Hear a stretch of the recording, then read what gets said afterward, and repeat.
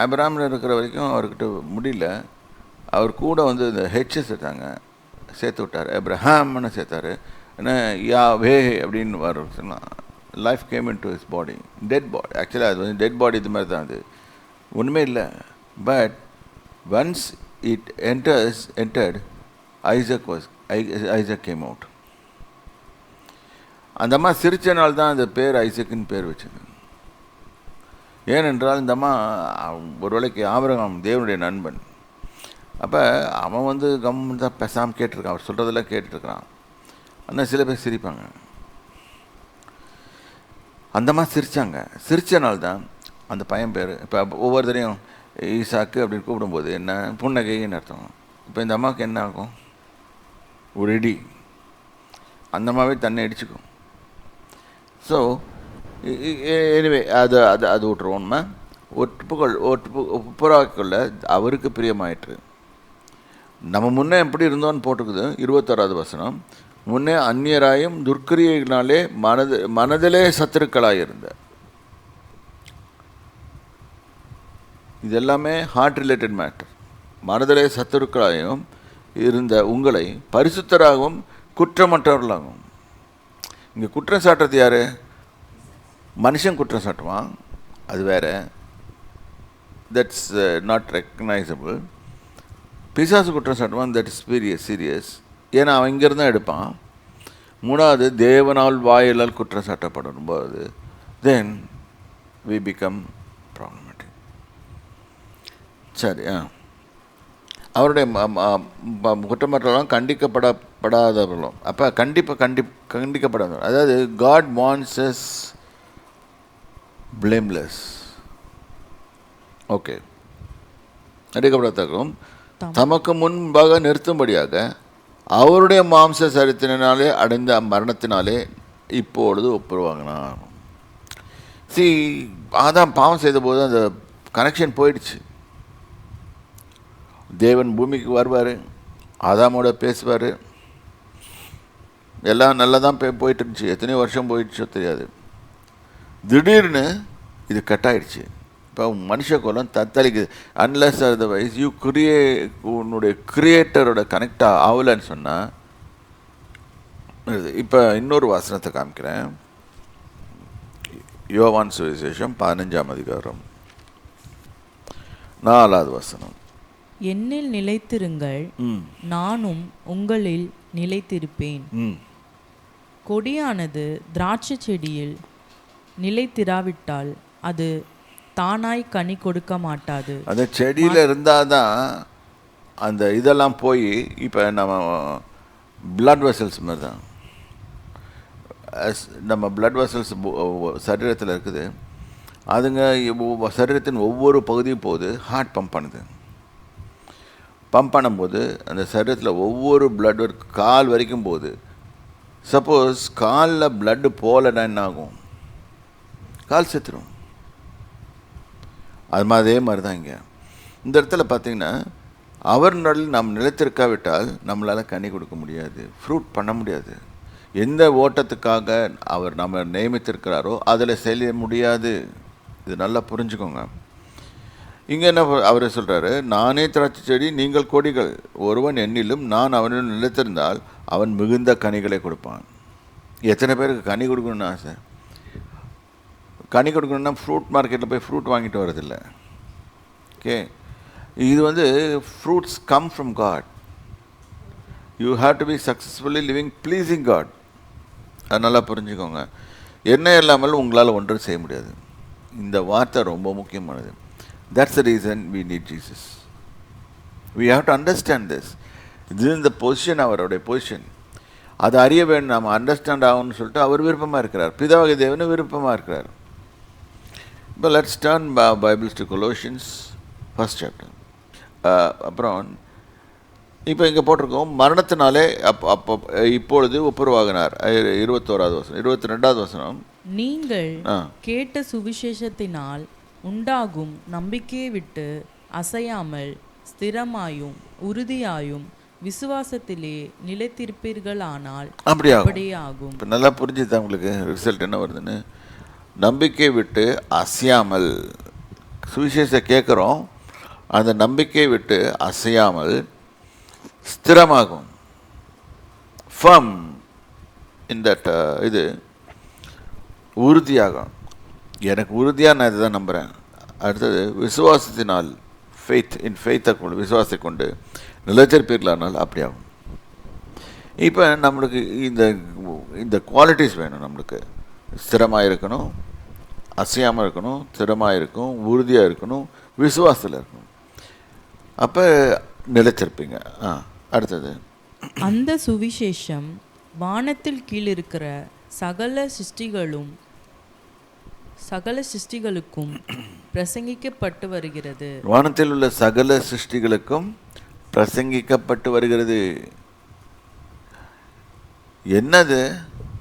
எந்த சுவிசேஷம்? தேவன் தன் ஒரே பரான குமாரனை அனுப்பி நமக்காக நம்மளோட ஒப்புரவானார். இவரால் அது விரோதமாக இருந்தோம், தேவனுக்கு சத்துருக்களாக இருந்தோம். இப்போ அவர் குமாரனை கொண்டு நம்மளோட ஒப்புரவாரார். இதுதான் இந்த சுவிசேஷம் தான் பார்க்கணும். இன்னொரு பின்னால் ஒரு வசனம் வரும், அதில் பார்ப்பீங்க, இயேசுவே அந்த ரகசியம் சொல்லிட்டு. அதற்கென்றே பவுலாகிய நான் ஊழியக்காரனானேன். இப்போது நான் உங்கள் நிமித்தம் அனுபவிக்கிற பாடுகளில் சந்தோஷம் அடைந்து கிறிஸ்துவனுடைய உபத்திரவங்களில் குறைவானதே அவருடைய சரீரமாகிய சபைக்காக என் மாம்சத்திலே நிறைவேற்றுகிறேன். உள்ள இன்ஸ்ட்ரக்ஷன் வாங்கி அதை எக்ஸிக்யூட் பண்ணுறது ஃப்ளஷில். ஆனால் நம்ம என்ன நினைக்கிறோம், நம்ம ஃப்ளஷ் மூலமாக no, you receive the instructions from him in the inner man, and the inner man controls your flesh. It's not the flesh controlling the inner man. நிறைய கிறிஸ்தவங்களுக்கு அப்படி தான் இருக்குது. ஆதி காலங்களுக்கும் தலைமுறைக்கும் மறைவாயிருந்து இப்பொழுது அவருடைய பரிசுத்தவான்களுக்கு வெளியாக்கப்பட்ட ரகசியமாகிய தேவ வசனத்தை பூர்ணமாய் தெரியப்படுத்துகிறதற்கு. இதெல்லாம் மறைக்கப்பட்டிருந்தது. Abraham didn't know, but he knows that God is going to come. But ஏன் வராரு யாருக்கும் தெரியாது. இது சீக்கிரட்டை தான் வச்சிருந்தாரு. ஏரோது ராஜா கண்டுபிடிச்சான், அவரை கொல்றதுக்கு ட்ரை பண்ணான். எல்லாரும் பிசாசும் மனுஷ கொலைபாதன் ஆனான். ஏன்னா அவன் நினச்சான் ஆபேல் பிறந்தவொன்னே ஆபேல் தான் அவர் நினச்சான். ஏன்னா உன் வித்துக்கும் சிறியன் வித்துக்கும் பகை உண்டாக்குவேன், அவர் உன் தலை நசுக்குவார் சொன்ன வச்சுட்டு அவன் எதிர்பார்த்தான். அந்த காலத்துலேருந்தே வச்சுப்பான். ஆனால் அப்ராப்ரேட் டைம் வாஸ் ஜீசஸ். அப்போ வரும்போது அதை நிறைவேற்றினார்.